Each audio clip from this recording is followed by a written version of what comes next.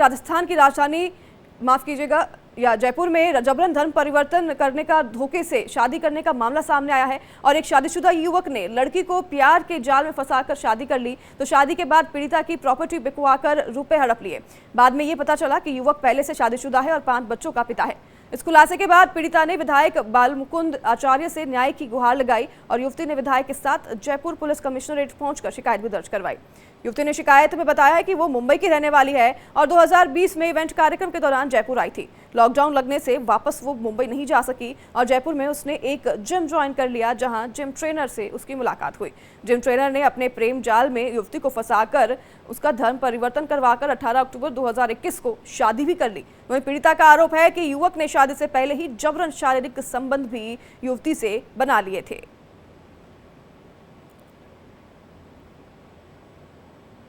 पता चल गया ना कि फंसाया गया है। मैंने तो प्यार समझ के शादी करी थी, लेकिन अब तो कुछ और निकल गया। पूरा खेल पता चल गया। 1-2 लव जिहाद तो है ही और प्लस पैसों का मामला आ गया सामने उनके। इतने टाइम से नहीं पता था कि पैसों को लेकर ऐसे कोई प्रॉपर्टी के लालच में साथ है। और हाँ सर, हिंदू धर्म में वापस आऊंगी। देखिए, परिवादियां हैं, प्रतिमा नाम है उनका। उन्होंने अपने पति के विरुद्ध कुछ एलिगेशंस लगाए हैं, उसकी कंप्लेंट दी है। मैं कंप्लेंट थाने भिजवा रहा हूं। जो भी इसमें आवश्यक कार्रवाई होगी, जो भी विधिक कार्रवाई बनती होगी, वो की जाएगी। इसमें कई तरह के एलिगेशंस हैं, जिसमें कि कुछ पैसों को लेकर के भी इश्यूज हैं, मारपीट के आरोप हैं और साथ ही साथ ये आरोप भी है कि धोखे में रख करके शादी की। पहले से वो व्यक्ति शादीशुदा था, जो इनका हस्बैंड है। हाँ, इसमें जो इनका पति है वो मुस्लिम है। धर्म परिवर्तन की भी कुछ बातें इन्होंने कही हैं। जो इन्होंने FIR में लिखी है, डिटेल्स के बेसिस पर अनुसंधान किया जा करके जो उचित कार्रवाई होगी वो की जाएगी। ये स्वयं चलकर आई है। इसने ये जिहाद के मामले में फंसकर जो माहौल देखा, आप स्टोरी देखें इस बच्ची की रियल। एक बच्ची कार्यक्रम में जयपुर आई है। जयपुर आने के बाद लॉकडाउन लग गया है। लॉकडाउन में गलती से किसी जिम में चली गई है एक्सरसाइज के लिए। आप सोचो, लॉकडाउन में पहले बात तो जिम खुला ही क्यों था? लॉकडाउन में जिम चल रहा है, यही बता रही है ये। और उस जिम में ये चली गई और जाने पर ये अकेली बच्ची यहाँ रहने से उसको बातों में फंसा दिया गया और उसके सामने ऐसी नौटंकी की गई कि मैं सुसाइड करूंगा तो मुझे नहीं मिली। तो बच्ची ने मजबूरन उसको एक्सेप्ट किया। बॉम्बे 1 करोड़ की प्रॉपर्टी 30 लाख में बेची। बेचकर उस पैसे को इसको दिया कि मैं अपना खुद का जिम खोलूंगा। इसने उस पैसे को दिया, उस पैसे से उसने जिम खोला। इसी खबर पर ज्यादा जानकारी के लिए दीपक चावला जयपुर से हमारे साथ लाइव जुड़ गए हैं। दीपक, देखिए, सारा मामला तो हमने दर्शकों को बताया कि क्या है। युवती कहती है कि जबरन उनका धर्म परिवर्तन कराया गया, पहले उन्हें प्रेम जाल में फंसाया गया। मुंबई से हैं, जयपुर जाती हैं और उनके साथ ये पूरा कांड होता है। लेकिन ये 2021 का मामला है। युवती जब उससे शादी करती है युवक से, तब का 2021 का ये बात है जब उनसे धर्म परिवर्तन कराया गया था। तो अब 4 साल 2024 अब हो गए हैं, वो कंप्लेन करने आ रही है। क्या ये रिवर्स साइकोलॉजी नहीं यहाँ पर है? क्योंकि एक तरीके से हम लव जिहाद करते हैं यहाँ पर, लेकिन पीड़िता अब 4 साल बाद पुलिस स्टेशन पहुंच के इस कंप्लेन को दायर करती है। लेकिन वो इतने सालों से जो है वो बर्दाश्त कर रही थी, अपने रिश्ते को बचाने की कोशिश कर रही थी। वो सोच रही थी कि शायद जो आरिफ है, जो जिस पे आरोप है, वो सुधर जाए, लेकिन वो सुधरने का नाम नहीं ले रहा था। और लिहाजा अब उसको पता चल गया कि उसने उससे साजिश की है, उससे शादी की है केवल प्रॉपर्टी के लिए। वो जब लॉकडाउन में थी तो जिम वो पहुंची, वहां पर उसने उसको बताया नहीं कि वो पहले से शादीशुदा है और 5 बच्चों का बाप है। और उसके बाद भी उसने प्रतिमा से शादी करी, प्रतिमा का धर्म परिवर्तन करा। जिस तरह से पूरे देश में धर्म परिवर्तन, सालों से युवती को जानकारी नहीं थी कि जो युवक है वो 5 बच्चों का बाप है और उसकी पहले भी शादी हुई है? क्या इसके बारे में बिल्कुल भी अनजान थी युवती? देखिए, जब शादी होती है तब सारी बातें जो है वो बतानी जरूरी होती है और बताना भी चाहिए। लेकिन तब जो वो बात है वो नहीं बताई गई थी। उस समय धोखे में रखा गया। अगर शायद वो आरिफ बता देता तो वो लड़की शायद प्रतिमा उससे शादी नहीं करती, लेकिन उस समय उसको धोखे में रखा, उस समय नहीं बताया। लेकिन शादी होने के बाद पति पत्नी के बाद में कहाँ बातें छिपती है वो बात। युवती का आरोप क्या है? धर्म परिवर्तन जबरन कराया गया था युवती से या फिर उसने अपनी इच्छा से किया था?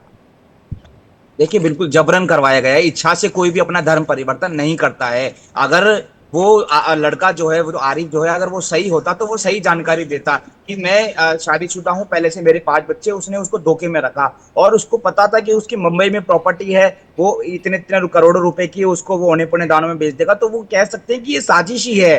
ये कोई ऐसा नहीं है कि शादी हो गई और उसके बाद उसको वो कह रहा है कि और मुझे पैसा दो और जो है मैं पैसे मुझे और दो नहीं तो मैं तलाक दे दूंगा, उससे मारपीट करता है, उसके बच्चा भी है, उसके डेंगू हो रहा है, उसका ध्यान नहीं रखता है। तो देश भर में ये एक रैकेट चल रहा है कि किस तरह से धर्म परिवर्तन करवाया जाए और किस तरह से धोखे में रखकर शादी किया जाए। ऐसा पहला मामला नहीं है जयपुर में, राजस्थान में बहुत सारे मामले हैं, पूरे देश में ऐसे बहुत सारे मामले हैं और साजिश के तहत किया जा रहा है। जब शादी एक पवित्र बंधन होता है, उसमें जो भी आपकी सैलरी है, जो आपकी एज है, आप पहले से आपका स्टेटस क्या है, मैटरनेट है या सिंगल है, वो बताया क्या था। लेकिन आरिफ नाम के शख्स ने उसको धोखे में रखा, धोखे से शादी करी। जब उसको मालूम पड़ा, इसलिए तो वो पुलिस के सामने आई है, इसलिए वो बाल मुकुंद आचार्य विधायक के पास पहुंची है और वो अब जो है पुलिस के पास पहुंचे। पुलिस ने उनकी शिकायत ले ली है, कह रहे हैं कि संबंधित थाने में इसको देंगे और जांच करेंगे। जांच का एंगल ये होता है कि धर्म परिवर्तन कराया गया और दीपक देखिए, आप और हम सभी जानते हैं कि वो डिवोर्स भी फाइल करके केस यहाँ पर लड़ सकती है, लेकिन हालांकि वो पहुंची है शिकायत करने, तो अब शिकायत करने पहुंची तो क्या मांगे उनकी हैं? देखिए, सबसे बड़ी बात ये होती है कि धर्म परिवर्तन करवाया, क्या ये पहली लड़की है? क्या इसके अलावा और भी लड़की हो सकती है? क्या उसका व्हाट्सएप और या उसका Instagram ID social media check करे तो और भी तो लड़कियां हो सकती है। हो सकता है एक टारगेट के तहत, एक मकसद के तहत किसी को, किसी समुदाय को टारगेट किया जा रहा हो। ये सबसे बड़ा जांच का विषय है। ये लड़की तो सामने आ गई, हिम्मत करके बता दिया कि 5 बच्चे हैं ये, लेकिन हो सकता है कि वो और भी लड़कियों को शिकार बना रहा है, क्योंकि वो पहले से शादीशुदा है तो उसको दूसरी शादी नहीं करनी चाहिए थी। अब जब दूसरी से उसका तलाक हो रहा था, हो सकता है वो तीसरी पर भी जाए, या हो सकता है ऑलरेडी वो कई सारी लड़कियों से बात कर रहा हो। तो सबसे बड़ा जांच का एंगल यही है और पुलिस को इस एंगल पे जांच भी करना चाहिए, क्योंकि क्या युवक का ऐसा कोई बैकग्राउंड है जिसके बारे में आपको कोई जानकारी दीपक मिली है, कोई इनपुट आपको मिली है? क्या पहले भी युवक ने ऐसे कुछ करतूतें की है जो कि सामने आई है? बिल्कुल, ये मामला जो है वो क्लियर बता रहा है कि उसने दूसरी शादी करी है। उसकी करतूत अगर ठीक होती तो वो पहली शादी के बाद दूसरी शादी तो करता ही नहीं। उसने ये दूसरी शादी की है और जिस तरह से वो चिम जाता है, लड़की का भी कहना है कि उसका कैरेक्टर जो है वो ठीक नहीं है, ऐसा लड़की आरोप लगा रही है। लेकिन आरोप लगाने से क्या होता है, वो तो जांच का विषय है, वो तो पुलिस जांच करेगी। जैसा कि मैं बता रहा हूँ कि तलाक देना, प्रॉपर्टी हड़पना, धोखाधड़ी करना, धर्म परिवर्तन, ये तो जांच का विषय ही है। लेकिन सबसे महत्वपूर्ण जांच का विषय यही है कि क्या उस आरिफ नाम के शख्स ने और भी लड़कियों से वो बात कर रहा है, क्या और भी लड़कियों से वो शादी करने की कोशिश कर रहा है, क्या वो भविष्य में दोबारा ऐसा नहीं करेगा। ये सभी जांच का विषय, एक रैकेट चल रहा है, एक ग्रोथ चल रहा है। जैसा कि देश भर में बातें सामने आ रही है कि लोग लगातार जो है वो शादी करते हैं, धर्म परिवर्तन कराते हैं। अपनी इच्छा से कोई जाता है वो एक अलग बात है, लेकिन उससे पहले शादी करना, फिर शादी के बाद धर्म परिवर्तन कराना, फिर उसको छोड़ देना, तो ये साजिश चल रही है। इस साजिश को बेनकाब होना जरूरी है। तो इसी एंगल पर जयपुर पुलिस अब जांच कर रही है। देखते हैं कि इस आरिफ नाम के शख्स के और कितने खुलासे होते हैं, किस तरह से एक बैकग्राउंड सामने आता है। ये एक जांच का विषय, पुलिस मामले की जांच कर रही है। दीपक, युवती के परिवारजनों से क्या किसी तरह का कोई संपर्क बन पाया है? उनसे क्या किसी तरह की कोई बातचीत हो पाई है?